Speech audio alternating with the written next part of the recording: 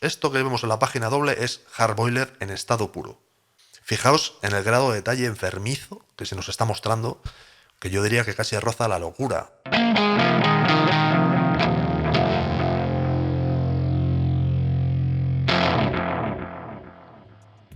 Hola a todos, ¿qué tal estáis? Bienvenidos a una nueva entrega de cómics, mentiras y cintas de vídeo. Hoy tenemos una obra de esas en las que se junta un equipo creativo de un nivel monstruoso, bestial. Una suerte de Dream Team, fruto de su época, y que supone la unión de dos grandes artistas que estaban en aquel momento en su máximo nivel. Curiosamente, uno de ellos era una superestrella ya de primer nivel, absolutamente reconocido, y el otro, curiosamente, era un artista, digamos, tapado. Hubo mucha gente que yo creo, yo me incluyo entre ellos además, que descubrió a este artista con este cómic. Estoy hablando de Geoff Darrow, el dibujante. Y la verdad es que tiene más, digamos que es el protagonista, tiene bastante más importancia que Frank Miller, pero bueno, lo veremos. A veces sucede, ¿no? Que cuando se juntan dos grandes, el resultado no está a la altura de las expectativas. Lo hemos visto con películas, lo vemos con, no sé, con grupos de música, ¿no? Cuando se juntan muchos músicos famosos y graban un disco, a veces pasa que, vale, crea muchísimo hype porque está implicada gente muy buena, pero el resultado no está a la altura. Bien, este no es el caso. En este caso, el equipo estuvo a la altura de las expectativas y para mí la sobrepasó con mucho y crearon un clásico del cómic noventero, totalmente noventero. Este cómic se estuvo publicando entre el 90 y el 91 originalmente, como álbum en el 91, o sea que bueno, prácticamente abre los años 90, ¿no? Y estamos hablando de Hardboiled. Tremendo, obra de en aquel momento el ultra famosísimo Frank Miller.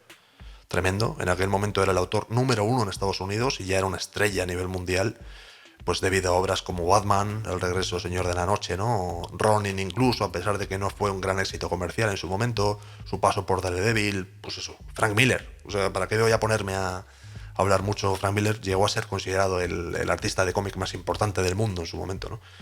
Y sin embargo yo diría que es su compañero en este momento el que roba absolutamente la atención del cómic, que se lo lleva de calle, y es el grandísimo Geoff Darrow. Geoff Darrow aquí hace un trabajo... O sea, no hay palabras para describir el currazo que se pega, que roza en la obsesión. O sea, es un nivelazo increíble. Esta es una obra demencial, absolutamente demencial. Se lleva a extremos ridículos, en el mejor de los sentidos. No le falta ni un mínimo detalle, no le falta nada, absolutamente nada. Tal vez le sobre, en todo caso, muchísimos detalles. Es una obra muy loca, muy loca. Ya se puede apreciar en la portada por dónde van a ir los tiros. Nos están enseñando que hay armas grandes y tipos con actitud. Bueno, por aquí es por donde va un poco el tema. Bueno, vamos a ir viendo un poco. Bueno, primera imagen. Esta primera imagen yo creo que nos viene bastante bien para darnos pistas. Esta primera ilustración, buenísima, buenísima. Además el color me flipa. El color es que me flipa. Con estos verdes que tiene, estos contrastes, toda esta ambientación que además nos ponen al personaje en primer plano y demás, me alucina. Esta primera ilustración, como decimos, sirve como un pequeño adelanto de la barbaridad que nos vamos a encontrar dentro del cómic. Tremendo. Esto es más o menos es un resumen de las temáticas, ¿no?, que nos encontramos. Tenemos una temática, aquí no hace falta ser muy águila para fijarse, que recuerda mucho, ¿verdad?, a Blade Runner, la película de culto de Ridley Scott, que está considerada, pues eso, una referencia básica, ¿no?, dentro del concepto de cyberpunk, el cyberpunk, como lo llamamos por aquí.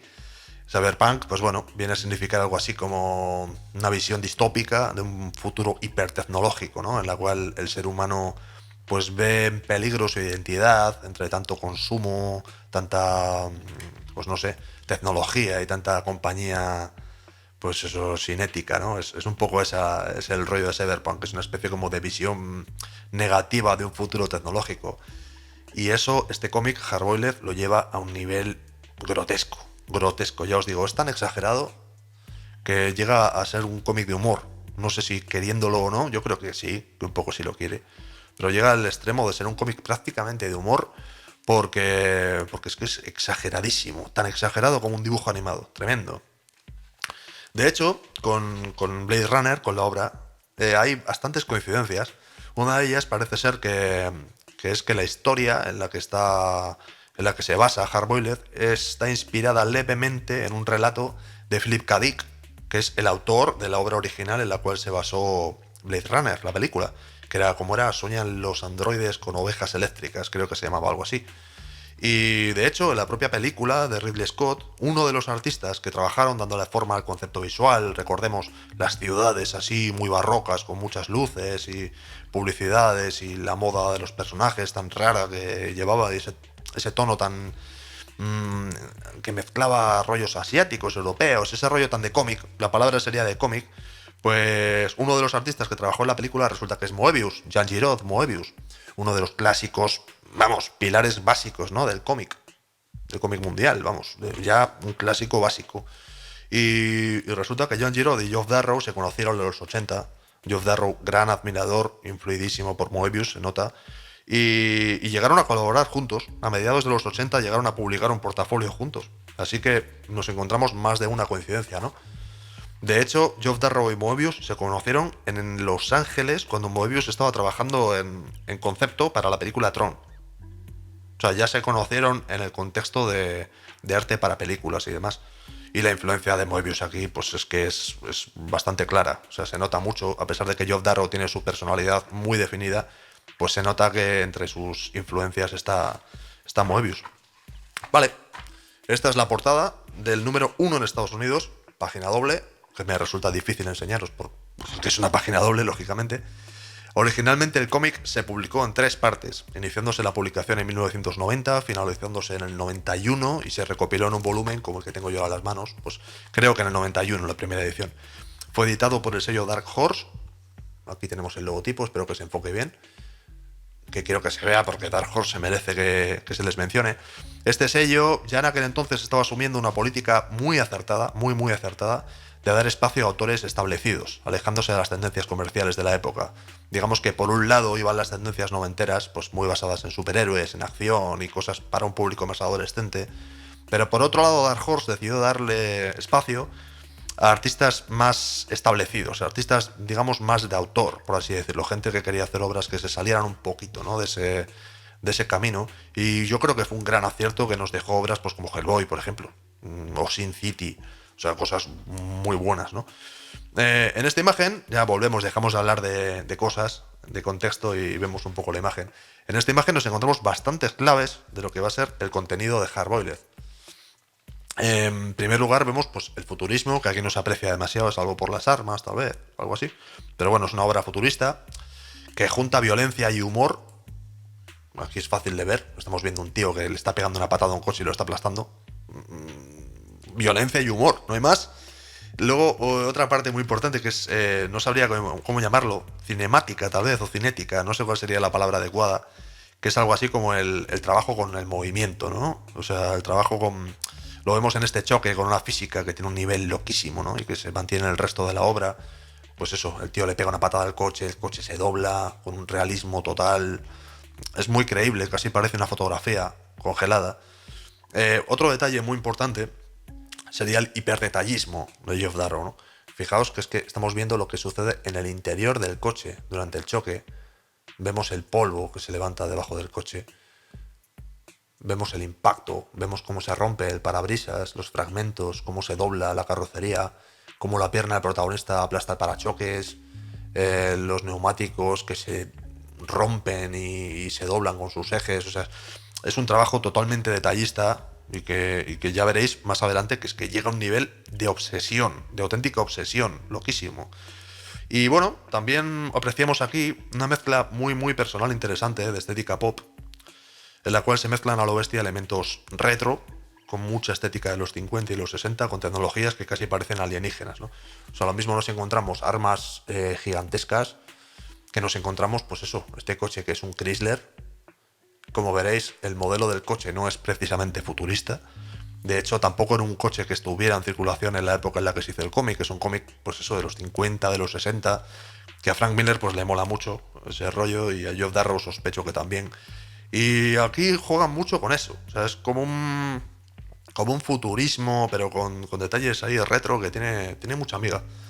Está muy guapo. Mirad, la página doble funciona especialmente bien. Vamos a adelantar un poquillo. Bueno, esto ya son páginas de contexto. No voy a hacer spoiler, ¿vale? No vamos a leernos el cómic página por página porque merece la pena. Es una buena historia y creo bueno, que es mejor hablar un poco de lo que es la producción, ¿no? De lo que es a nivel, que aporta a nivel artístico. Y os dejo un poco con las ganas de leerlo y si os animáis, pues mejor, lo vais a disfrutar. Bueno, aquí ya nos encontramos. Esta doble página ya sería la que nos serviría para encontrarnos de lleno en la acción. Para encontrarnos vamos, de lleno. Aquí ya entramos. Esto que vemos en la página doble es Hardboiler en estado puro. Esto ya es lo que es. Ya estamos en lo que estamos. Fijaos en el grado de detalle enfermizo que se nos está mostrando, que yo diría que casi roza la locura. Os voy a enseñar un poco la página a ver si se enfoca bien. Importante. Porque es que hay tanto detalle que es muy, muy, muy difícil de representar en pantalla. Muy difícil. Muy difícil. Y mucho menos enseñaros los dibujos de manera que tengan cierto sentido. Aquí estamos viendo, pues eso, el protagonista siendo atacado por una especie como de masa de coches que están chocando entre sí. Aparece un coche enorme, como de los años 50, con ametralladoras. Vemos el efecto de sus tiros en la pared, que el protagonista está siendo prácticamente fusilado, mientras dice que aún así le quedan 3 balas. Es una cosa muy loca. Es tremendo. Y yo destacaría además que pese a la cantidad de líneas, fijaos también, no sé si se aprecia bien, espero que sí, pese a la cantidad de líneas que hay en este dibujo, no hay trazo sucio. O sea, pese a la cantidad de líneas y detalles que acumula, Geoff Darrow dibuja con un trazo limpio, incluso yo diría que delicado. Es un trazo fino, es un trazo muy bueno. Y el color, a pesar de que el color con tanto dibujo no termina de llamar la atención, hace un trabajo heroico, o sea, realmente de héroes.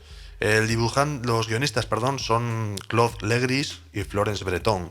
Son los coloristas. No sé realmente qué hizo cada uno, pero bueno, su trabajo en esta obra aporta mucha ambientación, sobre todo con una gama de colores muy clásica, como veis aquí, pues eso, vemos unos amarillos saturados, azules, yo que sé, todo es como está muy bien definido, digamos, ¿no?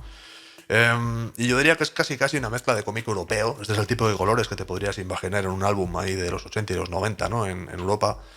Y casi también tiene, curiosamente, cosas como de ilustración publicitaria, ¿no? De los años 50 y 60 en Estados Unidos, lo que te podías encontrar en los clásicos ilustraciones de coches, ilustraciones sobre todo eso, cincuenteras, ¿no? Con mucho toque como de aerógrafo y todos estos rollos, muy brillante, con colores muy, muy saturados. Y el color además aquí hace otro efecto, que es que nos ayuda a distinguir algo entre tanto detalle, porque es que los originales en blanco y negro, intentaré buscaros y poneros alguno para que podáis verlo aquí en el vídeo, hay tantísimo detalle, tantísima línea, o sea, es tan loco, es una manera de dibujar tan loca, tan obsesiva, que es confuso. O sea, es muy difícil de entender. Está claro que es a propósito, lógicamente, es totalmente artista, pero hay tanto detalle que casi llega al troleo. O sea, te están troleando claramente, es casi un vacil el espectador, y vais a ver más adelante que hay muchos vaciles. Este juego de obligar al lector a tener que fijarse en la profundidad de la imagen para entender qué está pasando y tal, para mi gusto además le suma, porque hace que las relecturas del cómic ganen. Siempre vas a encontrar algún detallito que no te fijaste anteriormente. Y eso para mí, pues eso, le hace ganar relecturas al cómic. Hay muchos cómics que te lo lees una vez y no vuelves. Este cada vez, en serio os lo garantizo, cada vez que lo vuelves a abrir y lo ojeas, te encuentras algo que no habías visto, que no habías caído la primera vez. A ver, vamos a avanzar un poquito. Vale, 2 páginas, vamos a centrarnos en esta para no hacer mucho spoiler, lo mismo. Aquí siguen pasando millones de cosas. Siguen pasando millones de cosas simultáneamente. Se nos bombardea con una imagen repleta hasta arriba, desbordada, estúpidamente desbordada de gente, fijaos. Hasta arriba. Me gustaría saber cuántas personas hay en esta composición, pero es que no me voy a poner ni de coña a intentar ponerme a contar, ¿no?, los personajes que hay. Un detalle en el que se aprecian, como os decía antes, elementos en común de Frank Miller y Geoff Darrow es ese gusto por los coches, ¿no? Fijaos, el coche que parece una película de la mafia o algo así. Se nota que a Darrow y a Miller les gusta la estética clásica de cine negro, las gabardinas, los rótulos de los años 50, la arquitectura de los edificios. Y se nota un montón. Lo vamos a ver más adelante también. Y también eso, vemos que el coche atraviesa la pared. O sea, fijaos que gusto por el detalle. O sea, es que estamos viendo prácticamente cada ladrillo arrancado, que nos describe además el movimiento del coche. O sea, es una cosa loquísimo. Y vemos como el tiroteo brutal que habíamos visto en la secuencia anterior, en la cual estaba ahí el protagonista siendo atacado por coches, nos lleva ahora al interior de un edificio, que es una especie de mezcla muy rara. Os aseguro que el resto del cómic va a seguir en esta línea.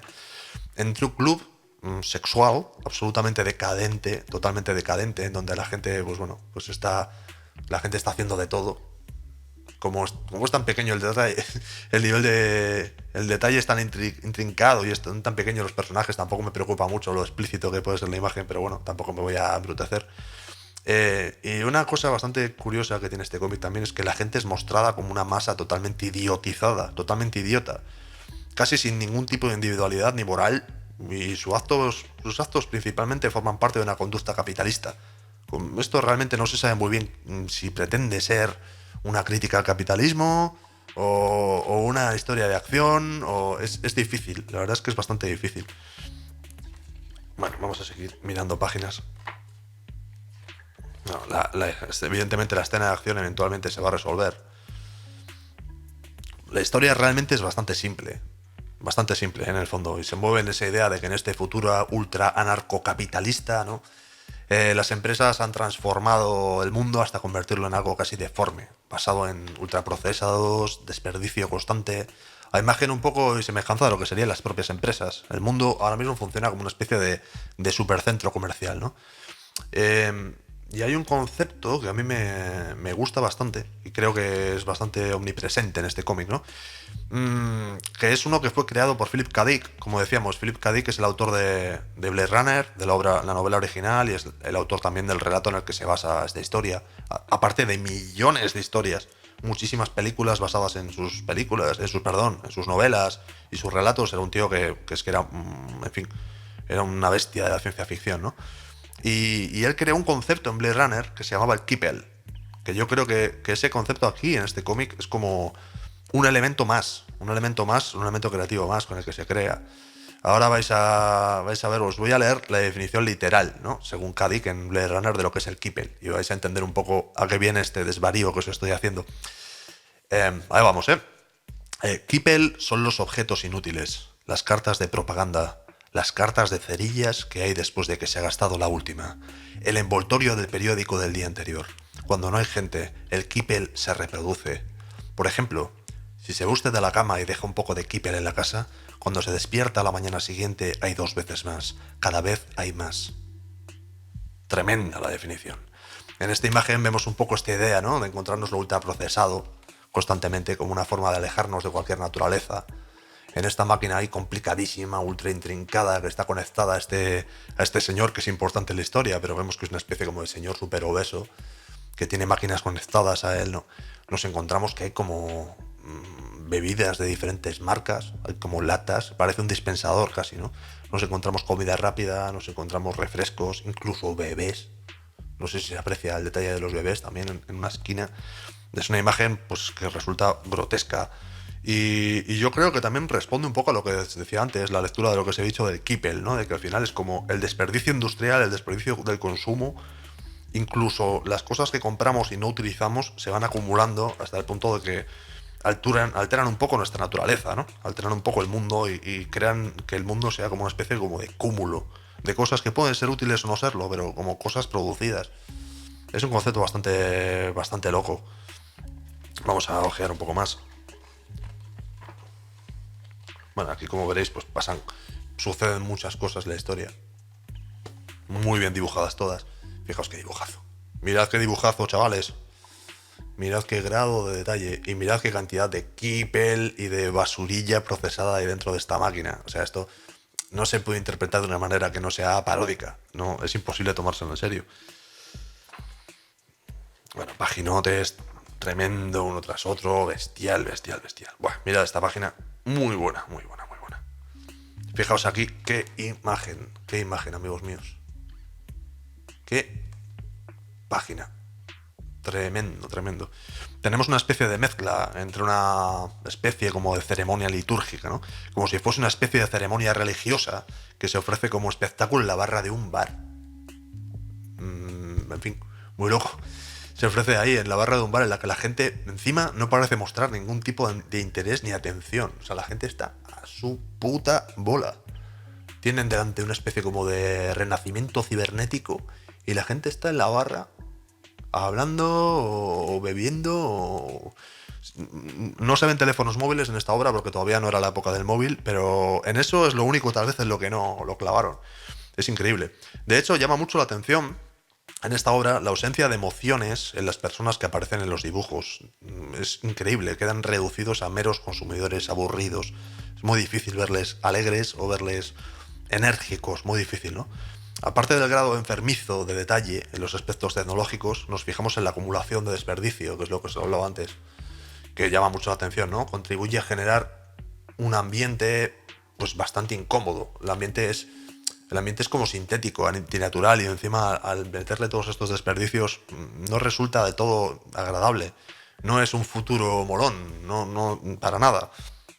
En este tipo de imágenes es fácil entender por qué Geoff Darrow tiene una trayectoria bastante rica como artista de concepto, ¿no? Este tío ha trabajado, por ejemplo, en producciones como en las películas de Matrix.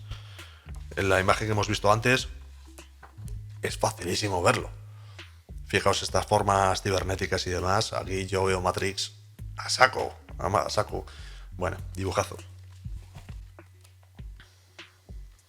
Vale, vamos a seguir pasando unas páginas. Pasamos páginas, pasan cosas, con texto, cosas. Páginas dobles increíbles, con carreteras y con movidas. Muy bueno, muy bueno. Termina el número 1, número 2, venga.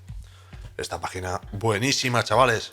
Frank Miller comentaba que su guión, el guión original que escribió para la obra, pues que tuvo que cambiar, que tuvo que mutarlo un montón, ¿no?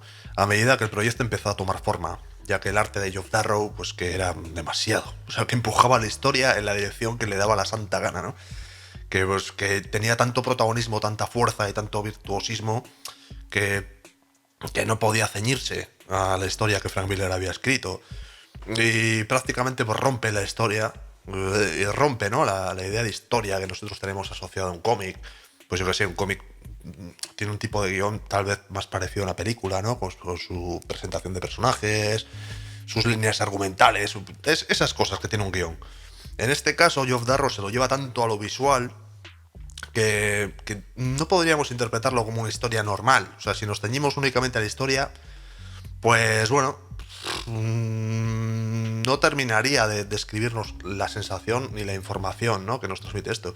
Yo diría que en este caso realmente es más interesante, bastante más, la sobredosis de información que Geoff Darrow nos ofrece en cada dibujo de la historia, que la propia historia principal, que en sí, pues como os decía antes, es bastante sencilla. Es una historia que bueno, no se complica.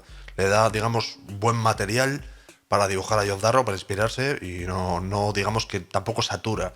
Y eso que en esta época Frank Miller todavía escribía un montón, ¿eh? Todavía hacía guiones complejos, llenos de cuadros de texto, mogollón de viñetas. Y aquí se nota que Frank Miller dejó hacer a Geoff Darrow, se nota un montón.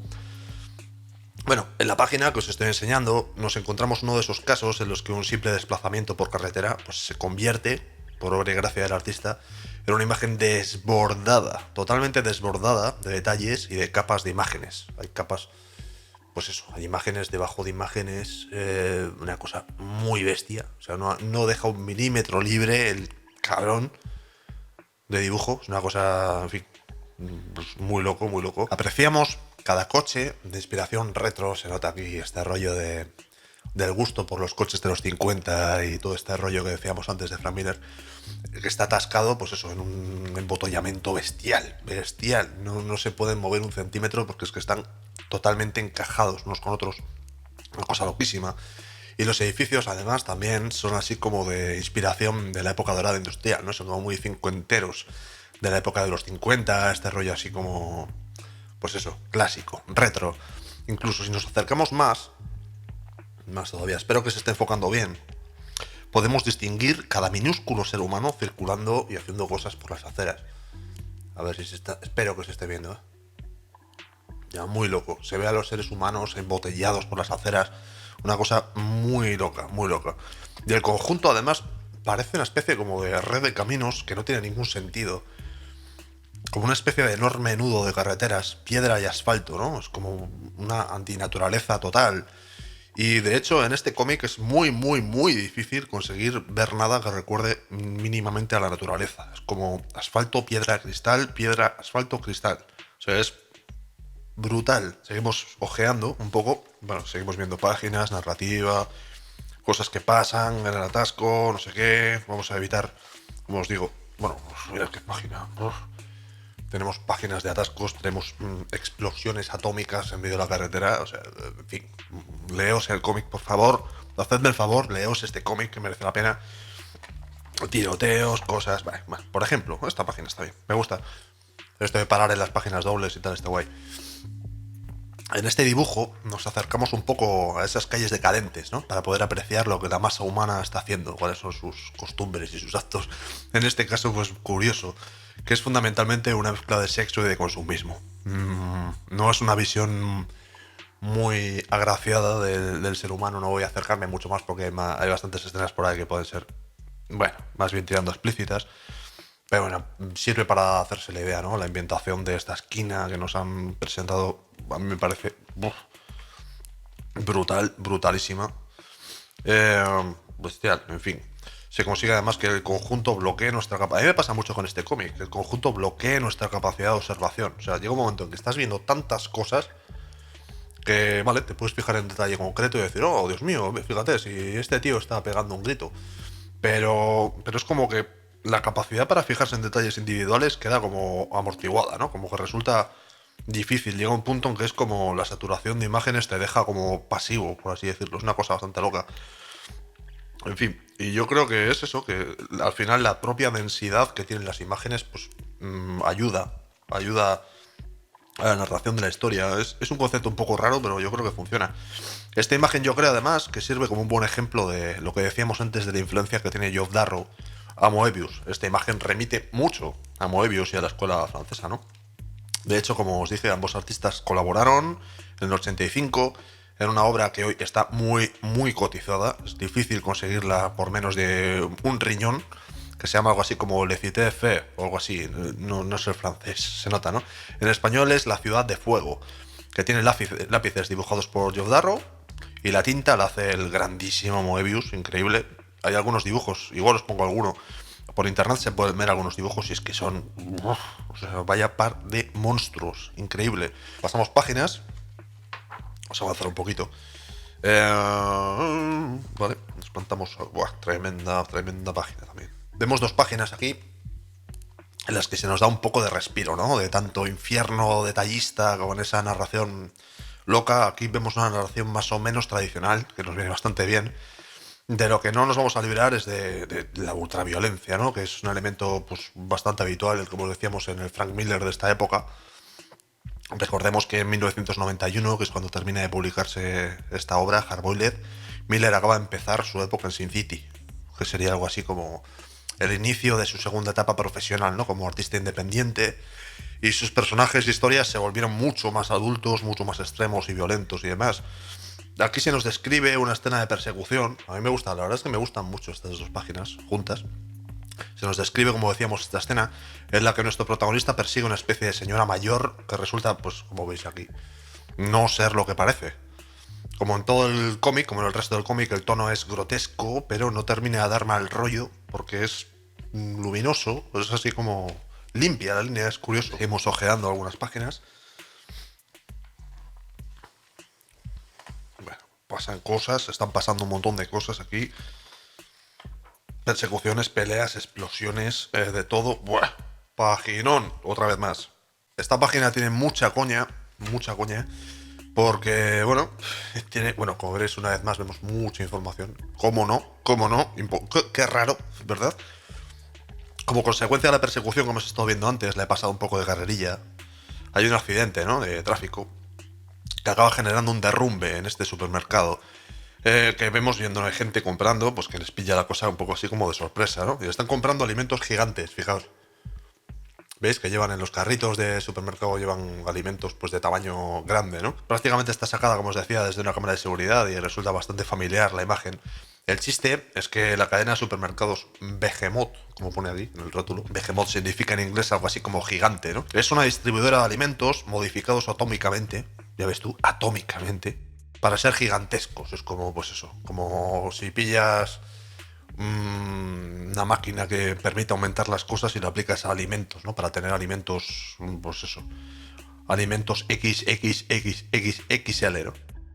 Esta cadena de supermercados, ahí es donde viene el chiste final, digamos, fue presentada por Frank Miller en otro cómic que acaba de publicar, además en la época. Frank Miller en esta época estaba on fire, estaba a tope, que se llamaba Give Me Liberty, que era una sátira política, y que así que esto es una especie como de pequeño crossover entre diferentes obras en las cuales Frank Miller estaba colaborando. Llama mucho la atención también ver en la línea de caja, fijaos, a ver si se aprecia bien. Claro, es que hay tanto detalle que resulta está difícil verlo. En la línea de caja nos encontramos a cajeros robot que están cobrando a la gente sus productos y demás. Y ahí, pues no sé, se ve también que en este concepto futurista, pues la automatización en este tipo de servicios básicos ya se veía que iba a ser algo bastante claro, ¿no? Que iba a suceder claramente. A ver, vamos a seguir mirando cosas. Seguimos, a ver, vamos a seguir ojeando un poco. Pasan cosas. Bueno, Behemoth, fijaos qué guapo qué buena la explosión. Tremendo. Ya seguimos ojeando. Voy a tapar páginas para no hacer del todo spoiler. Guapa esta página. Muy épica esta página de toda la vida. Muy Moebius esta página también con esta perspectiva. Muy guapo. Y aquí, buah, mitiquísimo.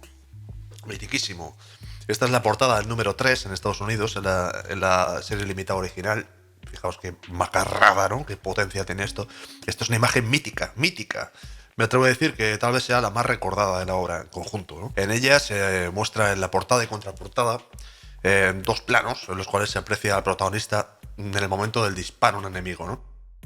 A través de la cabeza, vista tanto de espaldas, como es este caso, como de frente a esta. Una vez más, pues violencia llevada al extremo cómico y con un nivel de detalle loquísimo que permite ver cómo los elementos se encajan perfectamente.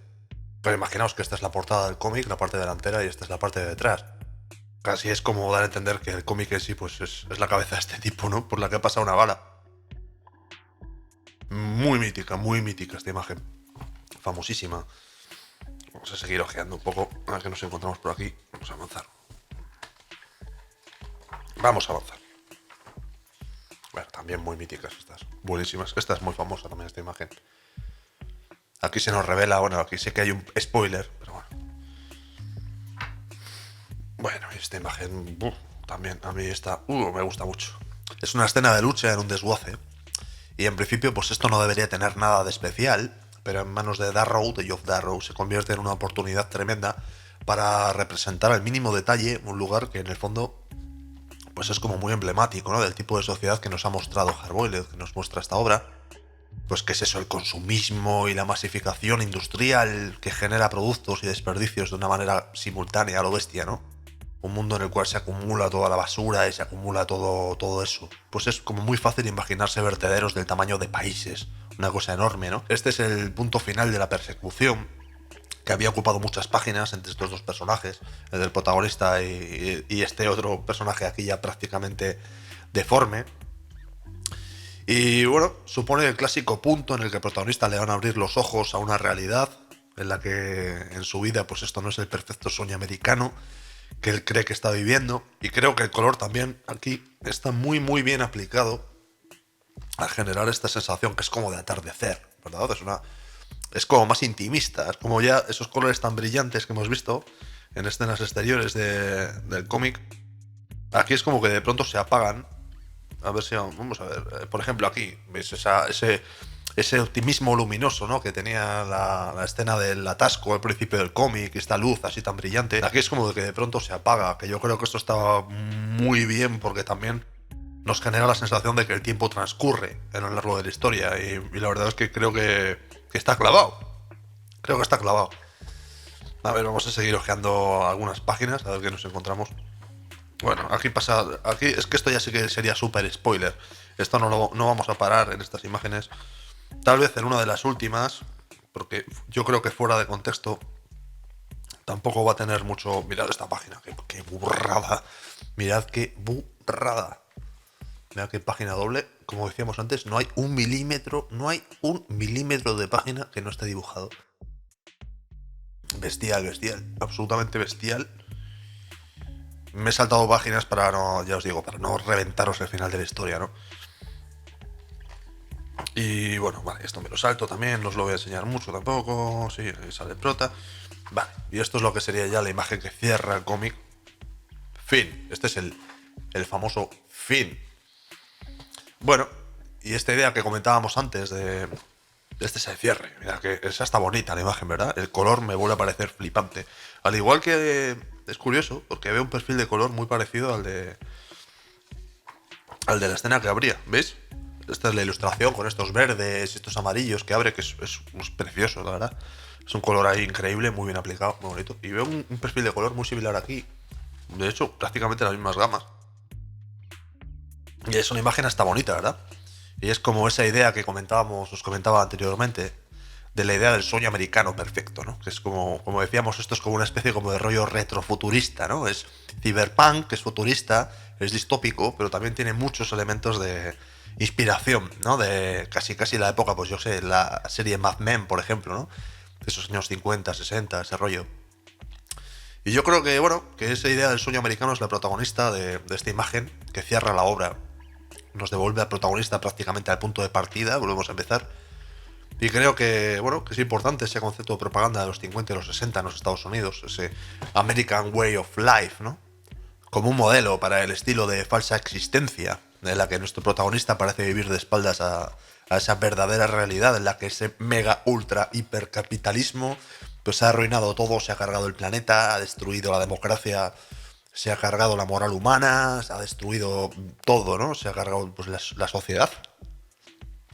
Es en esa mezcla de ciencia ficción ultraviolenta con elementos críticos y algo de propaganda y tal, donde Hardboiled brilla con luz propia. No hay muchas obras realmente que se puedan comparar. O sea, es una cosa muy personal y muy poderosa.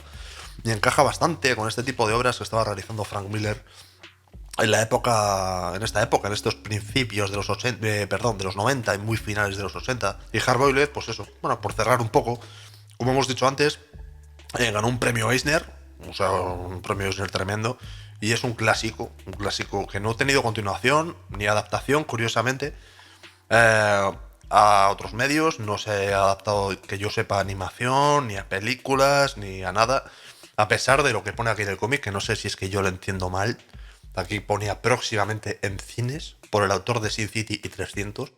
Yo creo que se debió hablar en su momento que había una producción, ya investigaré, que había una producción de una película para Hardboiled o algo así, pero vamos, esa película no se produjo, a menos que se haya hecho en un mercado underground y nunca se haya sabido.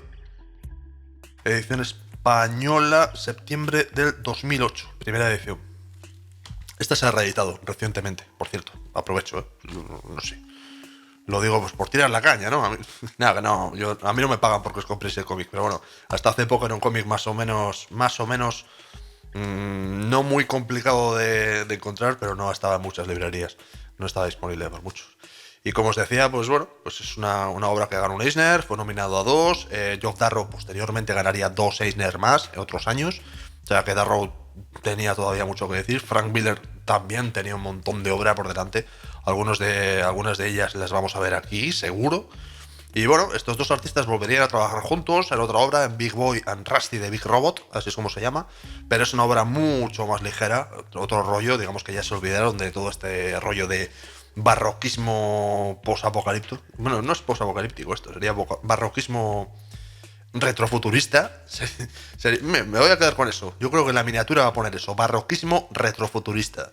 Y ya os digo, Big Boy and Rusty de Big Robot es una obra mucho más ligera, con un tono mucho más de entertainment puro y duro, de diversión, con un punto un poco más infantil y tal, y se llegó a hacer serie de animación, si mal no recuerdo, pero eso ya es otra historia y hablaremos de ella en otro capítulo de cómics, mentiras y cintas de vídeo, como me gusta decirlo así, Amigos, un placer. Si os ha gustado, si no os ha gustado, si se os ocurre alguna otra obra que podríamos leer aquí y comentar, si me he dejado algún detalle importante sin decir, si lo que sea, por favor, ponedmelo en comentarios. lo que sea, y seguimos, amigos, seguimos.